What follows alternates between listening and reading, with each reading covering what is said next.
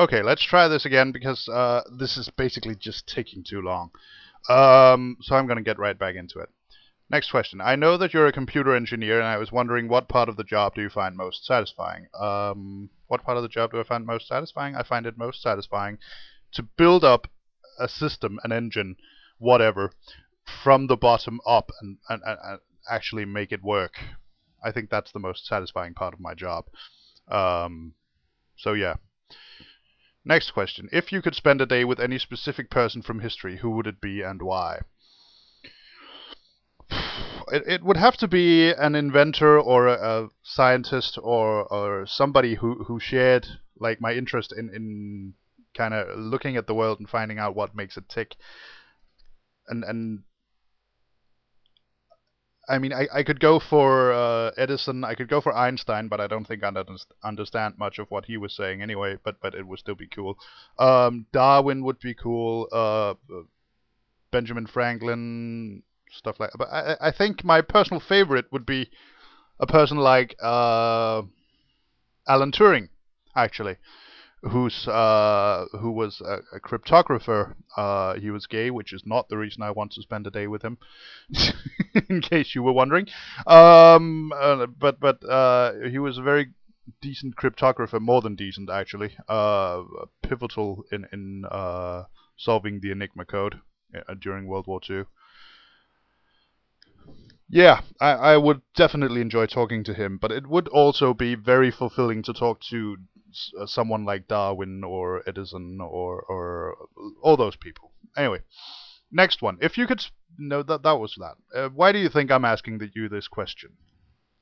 Why do I think you're asking me that question? Because that was the best you could come up with within a 24-hour time span, apparently. Next one. As a Dane, do you ever feel the urge in your genes to pillage or ride in a longboat? Yes, of course. Don't we all? And, I mean, you're Canadian, so you probably don't. I guess you feel the urge to put on a red jacket and ride around in the mountains or something. Or maybe you just feel the urge to eat obscene amounts of maple syrup. I don't know. Actually, I sometimes feel that urge. Well, anyway, yeah, but pillaging and riding in longboats is generally frowned upon in contemporary Danish society, so it's not something that one has a whole lot of opportunity to do. Next one. Now what? Well, now I answer all your stupid questions and then we move along. Well, they're not all stupid, but this one definitely was. Next one. What is your opinion on the theory of panspermia? I believe that's a hypothesis and not a theory, by the way. And for everyone who don't know, panspermia is basically the idea that life originated in outer space and spread from outer space to Earth via meteorites. Probably, or something like that.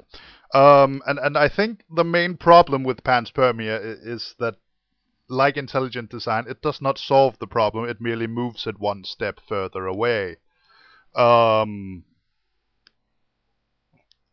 yeah, but I think it's definitely likely that complex biological molecules originated in outer space because we know that theoretically that is possible.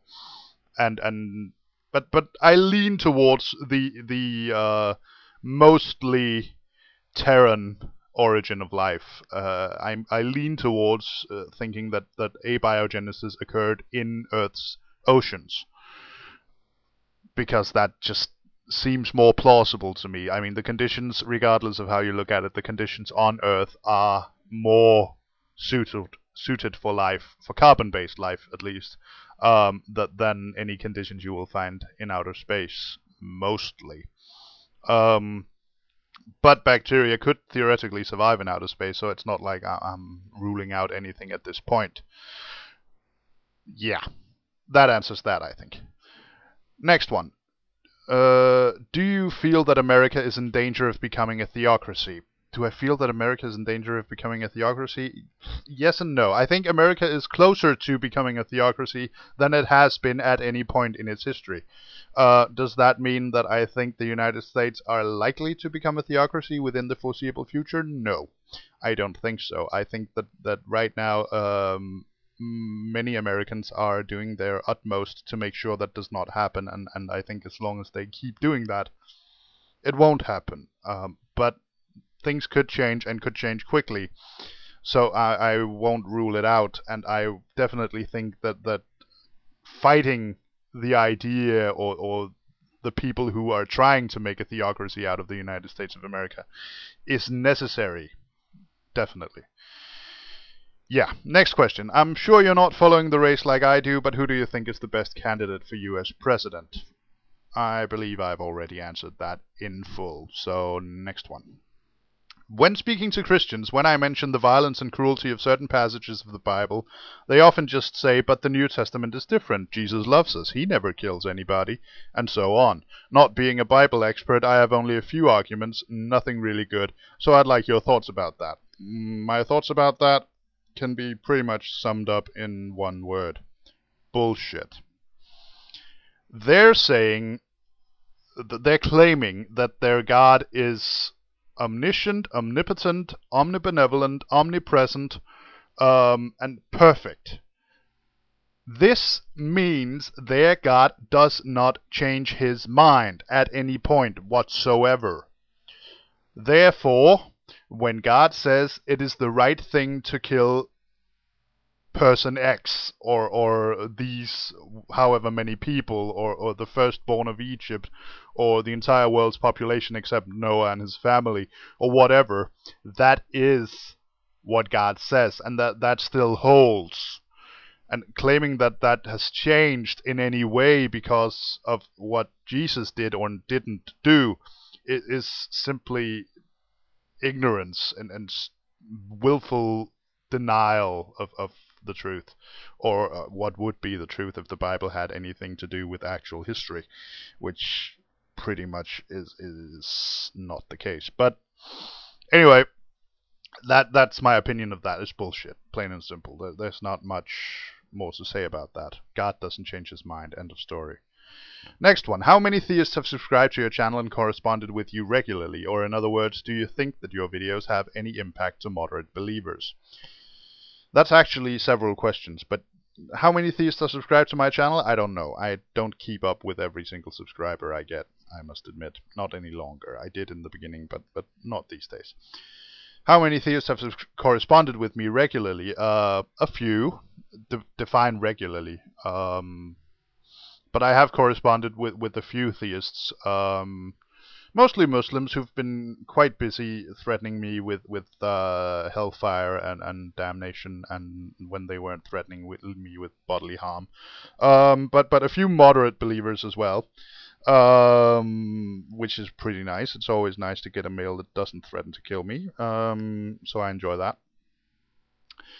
And yeah, how much do I think my videos have an impact on moderate believers?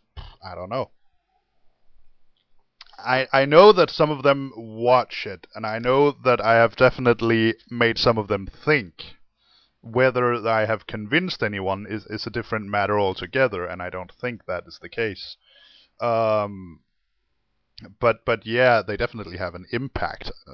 The extent of that impact can be a matter of argument. Next question. If you had a clone and had sex with it, would you consider that gay, masturbation, or incest? Technically, I think it would be both gay and incest. It wouldn't be masturbation because a clone of me is not me. It's still a different person because it does not share the structure of my brain that would require it to actually go through the entire life cycle that I have been through, and that is obviously not possible. And that's, I think, is one of the things I hate most about most cloning movies and cloning ideas is that what you get is an exact copy, and that is just not the case. For instance, it is also quite unlikely that a clone of me would get appendicitis at the exact same age as I did and under the exact same circumstances, and would have the exact same scar as I have. Just to mention a physical difference. But the main difference, of course, would be in the structure of the brain, because that is influenced by all the experiences we have during our lives. Yeah, that's 10 minutes. I will see you in the next episode.